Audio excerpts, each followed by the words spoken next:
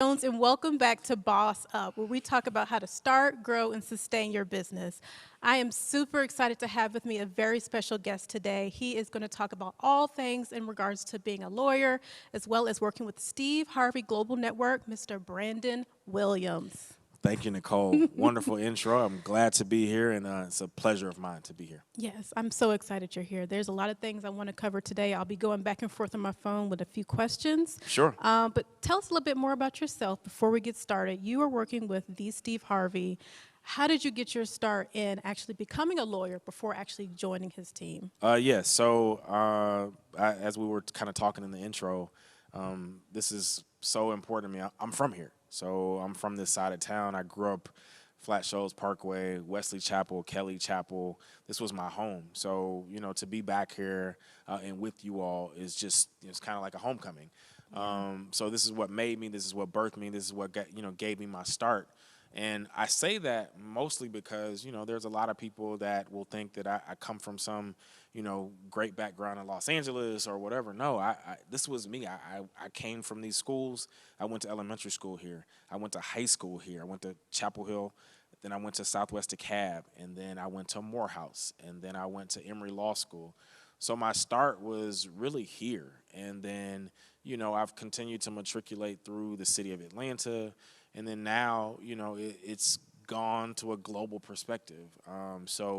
But the biggest thing and the most important thing is this is my origin. This is where I learned how to be me.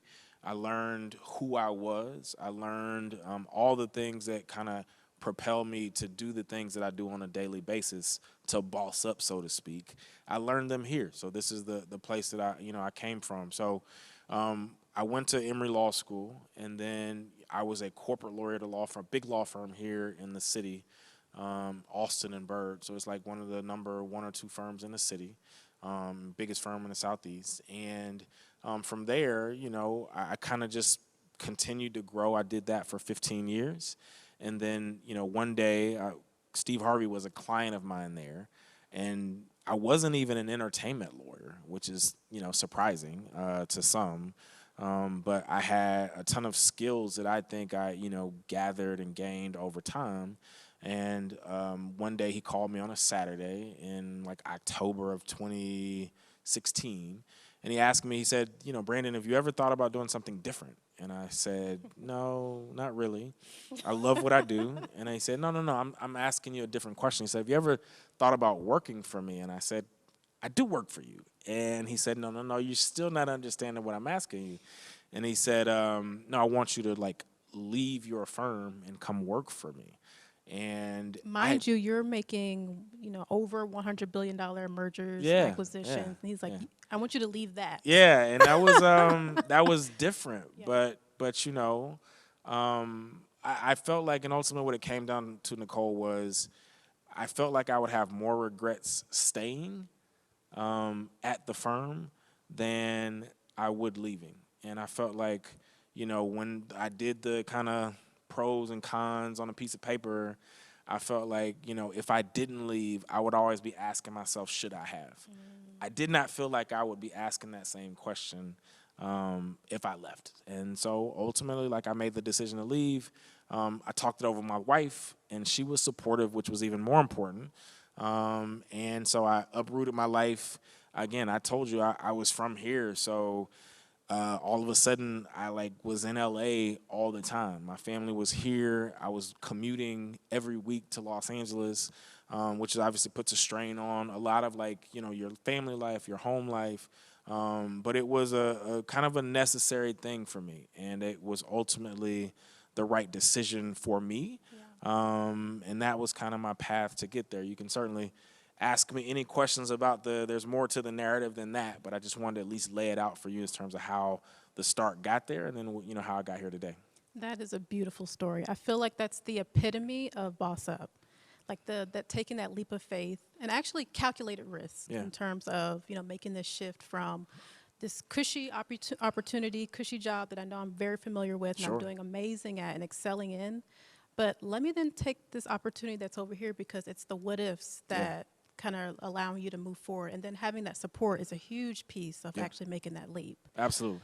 So, in terms of making that professional shift, what did you learn about yourself in that moment and in that time in terms of going from Alston and Bird? You know, you're well known here, your wards, and Yeah. you know a lot of great accounts, but then going to traveling back and forth. So, it's an interesting question. I was having this discussion with someone recently, and the biggest thing that I learned about myself was doesn't matter like what environment and what position that I'm put in, I will survive and thrive. Because the reason I say that that's the lesson I learned about myself is it wasn't perfect, right? Like as you mentioned, I'm going from an organization and a thing that has all the resources in the world. Yep. I've got 3 assistants. I've got people to answer the phone. I've got a copy center that makes copies. If I have a problem, my email like it just I call somebody and it just You had it automatically made, gets fixed. basically. Yeah, I had it made, and we had a dining room, so we had a daycare. I mean, every resource that you could ever have at your disposal, the firm had. And then you go to Steve Harvey, who is a known commodity to the world, and certainly to folks that look like us. We've known Steve Harvey because we grew up with Steve Harvey. But the organization itself is a baby, right? It's like in terms of the corporate structure of it all, it's a startup. And so the resources are different. And then, the just the whole concept of it is different. And, so that part of it was I had to learn how to be in an environment and adapt to, it's not perfect. And that you don't have a million resources at your disposal.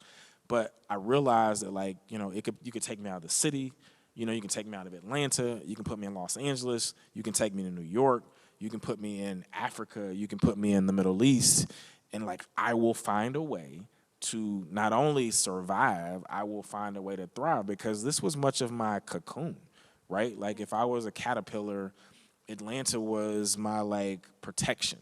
I knew people, I knew everybody, and so when you go to LA and you go to these other countries, you don't have that same protection. Mm-hmm. And you've got to figure out how to, thrive in that environment too. Yeah, you almost become vulnerable in a sense. It's like, okay, now I feel seen. Yeah. Like, what do I do? Now I'm going to be tested in ways that I haven't before because I've always been in this, like you said, this cocoon. Yeah. So when you take it out and you put me in the elements, right? So the cocoon is no longer in the whatever protected and it's dry and the butterfly, that was all over it. It was like lightning. It was thunder. It was snow. And you've got to find a way okay, I have to brush myself off. I've got to figure out, I've got to fall. Nothing's going to be right. And then, you're working around different people. I worked at the same firm for 15 years. I went to Emory Law School. I went to Morehouse. It was always this kind of too perfect scenario. And then you've got to realize it's okay, well, I've got to figure out something different about myself. And I'm not protected anymore. And I still have to find a way. My wife was pregnant at the time with our first child. And so it was everything was happening, this upheaval. But by, the grace of God, faith, strength, I know how to persevere and I know how to not give up.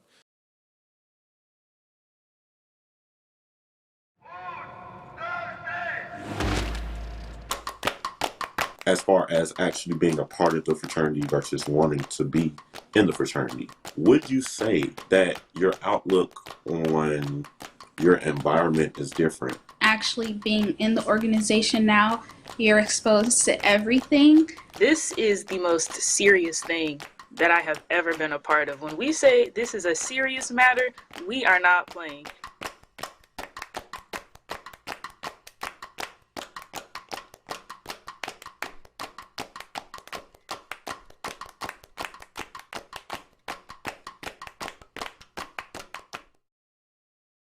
When I was in foster care, I never knew when I would have to move, so I always had my suitcase ready to go. Then one day, I was adopted. My new parents opened their hearts and home to me. My parents cook my favorite breakfast for me every morning. My parents take me on trips I never thought I would go on. They gave me a home and an even better reason to use that suitcase. My parents aren't perfect, but they're perfect for me.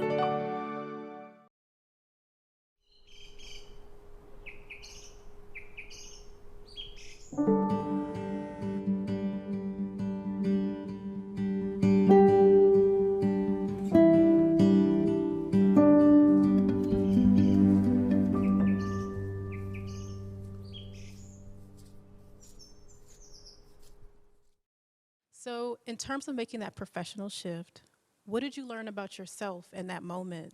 There were times and nights. I mean, I would be flying back on red eyes coming back from Los Angeles. And I remember one time I was just like, I just wanted to cry. And I was like, did I make a mistake? And ultimately, like, what I really had to do, I came home and I told my wife, I said, hey, listen, I've got to leave Atlanta. And what I mean by that is there were still so many things that were pulling me back, and it still felt like a protection, right? So when I would come back, it would make me feel like I still have this covering. And what I meant by to that, she's like, you have left, you know, and I was like, you have a place in LA? Like, I was like, no. I was like, I have to understand that Atlanta's gone, and I don't have that as a fallback. There is no plan B. There was only a plan A, and plan A was the job that you are doing is in Los Angeles. Yeah. And so I didn't go out when I was in Atlanta anymore. I would come home and I would just be at home. I would come home and just be with my daughter and be with my wife. And the reason for that for me was I had to realize this was no more. Yeah. Right? And I don't have this as an option. And when you take away all of your options, then you realize, like, I have to make this work. And so when there were no more options, it was like, this is it. And then so after like 6 months, I realized, like, okay. And when that mental switch, when I did that, it changed everything for me, because I realized that, like, no, you don't get to come back. You know, it was always, I was still friends with people at the firm, and they were like, oh, your seat is still available. Your office is still available. And in your mind, like, you start to think that, like, that's an option, but that means that you're not giving everything that you have to the opportunity that God's given to you and the thing that's in present. So you're sort of like, kind of like bilateral, but you got to be like unilateral, because there is no going back. There is no, oh, I can still kind of go back there. No, it's one way, and that's how I've lived my life. Is like, I don't have a plan B. Yeah. And being in that, when you don't have a plan B in your mind, there's no going back. So you got to make this work. Yeah. And so that's ultimately what I came to. It's what, really was important to me. And then that's when everything started to change and the opportunities started to change, and my mindset, it was really just starting my mind. Because when I removed myself from Atlanta and said, like, this isn't something that's possible anymore, it forced me to be like, okay, overcome that, and then all of a sudden it's like, okay, these doors started opening, these windows started opening, and it's like, okay, well, this is how you advance at this part, this is how you advance at that part. It's only like, it's entertainment. It's not rocket science. It's not neurosurgery. You know what I mean? So I'm like, it's reading, and it's contracts, and it's people, and so that was really like how I ultimately decided that this was the way, was take away any other options and go full throttle with the decision that you made, and that's where you go. Thank you for sharing that. Yeah. That was a very real expression of what you were actually going through those moments. It almost sounds like a book. Yeah. It almost sounds like you should be writing a book. But those are very real moments. Yeah. And I think that's for anybody who's making those type of transitions in life, especially if you're on your way from, having those opportunities. Everything was made, everything was laid out for you in one position, to now go to the complete unknown. You're removed from your safety net, and you have to 100% commit to that opportunity. You can't go 50%, because there's no such thing as 50% faith. Yeah. So in those ways, you felt, it sounded like, crumbled in a sense, or at a loss, because you mentioned that you would at one point came back crying, and there's like just tears of just confusion at some point. Sure. And you have to sit back and think, this is something that I need to do 100% in order for this to work, and I have to be completely uncomfortable in order for this to actually work the way that I envision it, and the way that Steve sees me in this position. Yeah, and listen, that is 100% it. Yeah.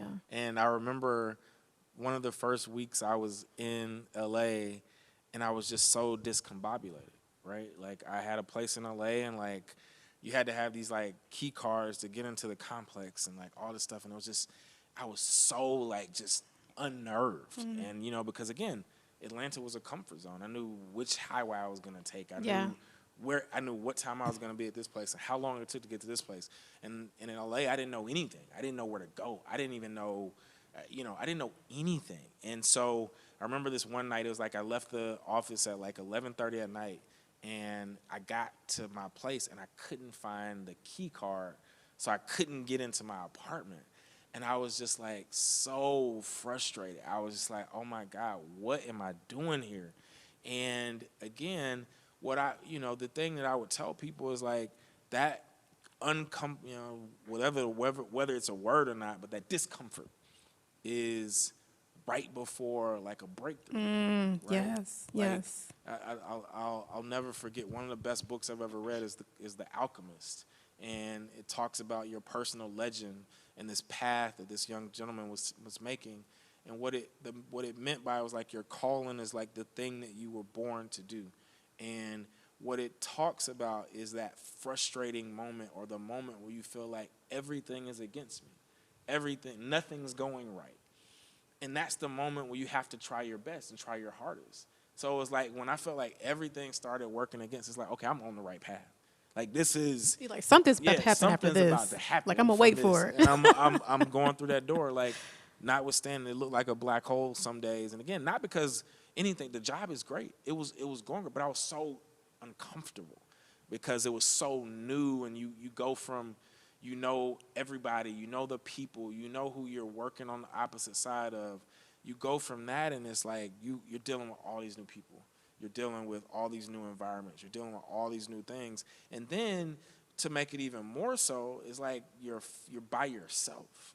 Your family's not there, right? Like you know, part of my protection too is like I can come home to my wife and be like, whew, it's tough.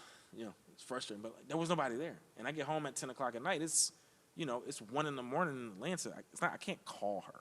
Like, she's asleep, or she got the baby, you know, she's dealing with the baby at 1 o'clock in the morning. Like, so it was almost like it was meant for me to be sequestered there, so I couldn't rely on anybody else. I couldn't rely on talking to this person and talking to that person. I wasn't talking to them like a ton of my friends from here, because again, I told you, I made myself get out of Atlanta because I felt like I just kept trying to protect myself. And so I was like, no, take the protection away. Face it. Feel it. And so that was what it was. That is so real. Yeah. That is so real. I love that.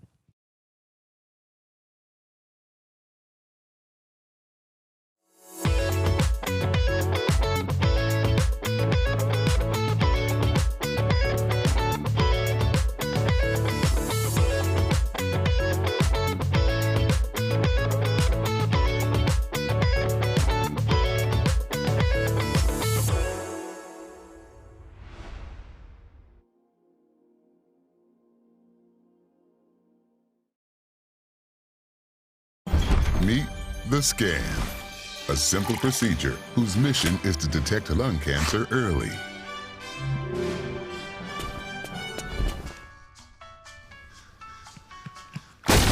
I'm here to save you! But I feel fine. That's great, but you may still be at high risk for lung cancer. Oh man, that's a new fence. If you smoke, early detection could save your life. Learn more at savedbythescan.org. One thing that's come up in the midst of this pandemic is that people have been getting retrained, going into different careers, really making a pivot in the midst of a pandemic. The advice I would offer to any young person that has started on a path, their pool, or they see some interest somewhere else, I would tell them, do not turn your back on that.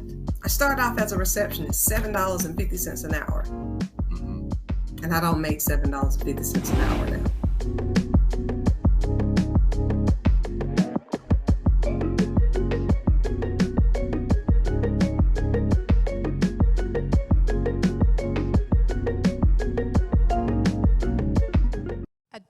touch on a little bit when you actually were in LA Yeah. and actually working with the team and Yeah. what you were able to offer in terms of, you Yeah. know, you started with the network or the global, Yeah. you know, company, and you were able to identify fairly quickly, I did a little research, that Steve Harvey does a lot of great things, Yeah. and a lot of great things are a little all over the place. So Yeah. you said, you know, in this moment, I see there's an opportunity for a holding company. Yeah. Can you talk about the premise of, for those that are watching that are business owners, the premise of a holding company and why you saw and identified that so quickly within that network? Yeah, I felt like, you know, I mean, he and he was a client of mine previously, and I did a lot of work just structure-wise, making sure all the companies were formed right, making sure they all had bylaws, making sure shareholders agreements were in place. And I never forget, I remember, you know, early on when he and I were working, this was still when I was at the firm, I basically had done this project where I put like all 20 of his companies together. Like, and I remember I presented this notebook. It was about, you know, 3 inches thick, and it had all these like companies. And he was like, oh my God, like this is amazing. Like I've never had this kind of organization. So what I think that I brought is, you know, I had worked for companies and people and clients, and, you know, I know what the right stuff looks like for CEOs and for business people with their company. I know what structure is, right? And so what I think I have and can bring and brought to the organization was some of that professionalism, some of that, you know, all the elements were there for the cake. The ingredients were there. It was just like you had to bring the eggs and the flour and the sugar and the milk and all that stuff together and then put it in the oven, right? It was like, it was there. It was just a matter of like, okay, well, let me put a little bit of vanilla extract in there. Let me do this, and then I need the oven to be on 350 or 375. And then, so you have this base of stuff, and it just wasn't together. And I think that I brought kind of that chef's touch and said, all right, well, I see it all here. I know it's all there. So when you look at all these companies and you're like, well, but they still need one thing that brings them together. And that one thing in my mind was this holding company. And it was this kind of one parent company that brings them all and houses all of them. And I think really the purpose was, you know, you don't have to do it this way, but I just felt like we had so many different, you know, kind of mini organizations, and you wanted them to be housed under something. So some of it was tax related. You know, we were in LA, and in California, which is very like, you know, tax heavy.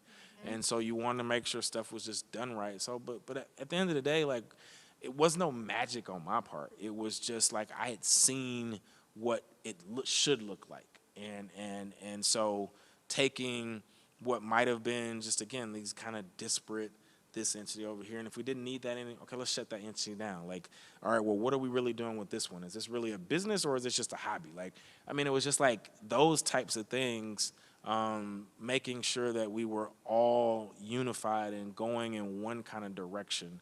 And then that's, you know, where, you know, working alongside a lot of people, working alongside like consultants that we had, working alongside, you know, super smart people who are in finance, and just talking to them daily about like, what do we do? How do we do this? In a way that makes this, you know, structure work.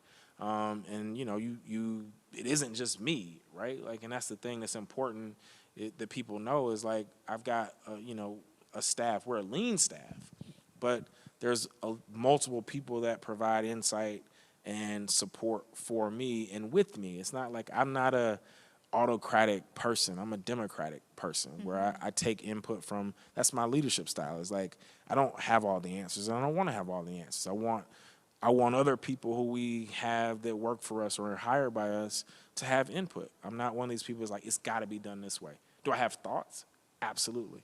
But I'm an inclusionary person. That's my spirit. That's who I am. So when you have it that way and you decide to do something, everybody has input. And then we say that this is the direction we're going, this is why. And all of a sudden, you've got kind of this, you look up and you're like, oh, it's coming together. It's coming together. It's coming together. And you're working at it every day, right? And, you know, the thing that people have to understand, I mean, Austin & Bird has been around, I'll use it as an example, and I've told this to people. Austin & Bird has been around 120 years or whatever. I don't know how long it's been, but it's a long time. And the reason they have all the stuff is because of how long they've been in existence. If you're Steve Harvey, you're first generation, right? This is all happening real time. He's built this empire in the last like 20 years. So of course it's not going to be perfect. That's the whole point. We have to learn, and I think again, a lot of what I say that when I say we, I'm talking about people that look like you and I, and people that are watching this that look like you and I, is that you do have to give yourself a little bit of grace in that we think that we're supposed to look like Coca-Cola's company from the jump. You can have a vision towards that. You can decide that I want to be Coca-Cola. Coca-Cola's been around since like 1846 or something. I mean, you know what I mean? Like, these companies have been around for hundreds and hundreds of years. So for every like Facebook, which is an anomaly, it's new technology, most of these companies that everybody's striving to be, they've done it for so long and made mistakes along the way, continue to make mistakes. So it's like, it takes time. Yeah, in some cases it may seem like they're light years ahead because we've been so far behind in some of those areas. Now we're catching up, you know, in warp speed and trying to make up for that time lost and still build an empire. Just you got to sometimes give yourself grace and understand that, you know, they didn't start just yesterday either, and it takes time. And if you understand that, and that it's a real process and it doesn't happen overnight. The old saying is Rome wasn't built in it's for real, because it wasn't. Right? Like you go to some of these other countries and you go to Paris or you go to some of these places in Europe and like these buildings, and they've got these unbelievable buildings, and it's like built in like the 1400s. You go to Barcelona and you see these places. Well, yeah, like Atlanta looks different because Atlanta hasn't existed since 1457. Like, so we don't have buildings that look like that, right? We got stuff that started, like you talked about. You got here 1996. If you came to Atlanta before 1996, it's a whole different place. And so look at the growth of it now. Imagine what it will look like in 50 years or 200 years. And that's how you get there. It is day to day, block by block, working at it, and just understand it takes time. I think that's great advice. I think that's really good because in a lot of cases we have entrepreneurs, business owners that are in a place where they actually want to continue to grow and expand, and they are somewhat discouraged or frustrated with the fact that they're not at the growth level they expect to be at. So I think what you just said is really pivotal, and that it's a process. It's a process. It takes time in terms of actually being able to get to where you want to be in your company. Again, we're trying to catch up with a lot of different legalities. We're trying to keep up with certain paperwork. We're trying to keep up with other competitors who might be light years ahead of us. But we're just getting up to speed because we're learning, especially as a culture, Black culture, what this means to us and how this can be sustainable in our businesses. 100%. And like what the thing that I think Bring and brought is that idea that, you know, it doesn't happen overnight. And I'm okay with that. Like I get that it takes time. It's almost like I was listening to LeBron James speak about, you know, the way that he approaches a season and the way that he approaches a game. And he's like, he builds, right? It doesn't happen game one. It doesn't happen week one.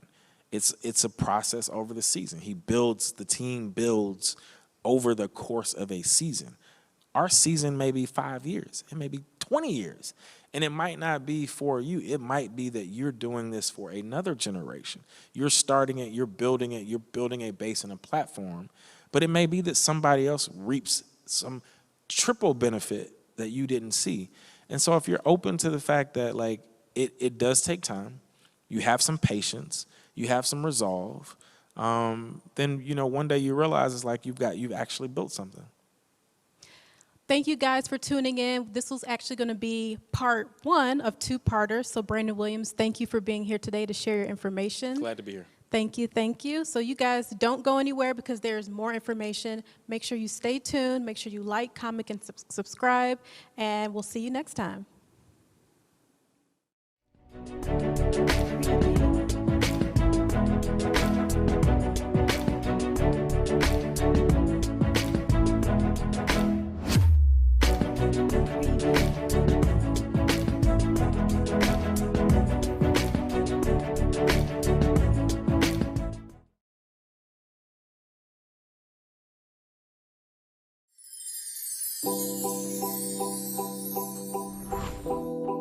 looking at those areas of how you became who you became, and then looking at what were all the influxes that interfered with all of the stuff. We don't like to do that. That's too much work, Salika. Sometimes you have to take it in small pieces, in small fragments. You can't just run through it and say, okay, let's merrily do this work. It'll be fun. No, it's not fun work. It's painful. But we have to do it to get through it.